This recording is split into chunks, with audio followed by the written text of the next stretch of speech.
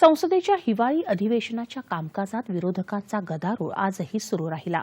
गैरवर्तनाच्या कारणावरून आजही लोकसभेतल्या 49 खासदारांचं निलंबन करण्यात आलं। संसदेच्या हिवाळी अधिवेशनाच्या सत्रासाठी दोन्ही सभागृहातल्या एकूण 141 खासदारांना निलंबित करण्यात आलं आहे। काल दोन्ही सभागृहातल्या एकूण 92 खासदारांचं निलंबन झालं होतं।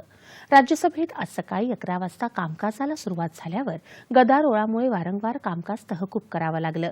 संसदेच्या सुरक्षेच्या मुद्द्यावरून विरोधी पक्ष गदारोळ केला। याच गोंधळात राज्यसभेत विनियोग विधेयकांवर चर्चा झाली आणि ही विधेयकं मंजुरीसाठी लोकसभेत पाठवण्यात आली। लोकसभेतही आज हेच चित्र कायम राहिलं, त्यामुळे लोकसभेचं कामकाज अनेक वेळा तहकूब करण्यात आलं।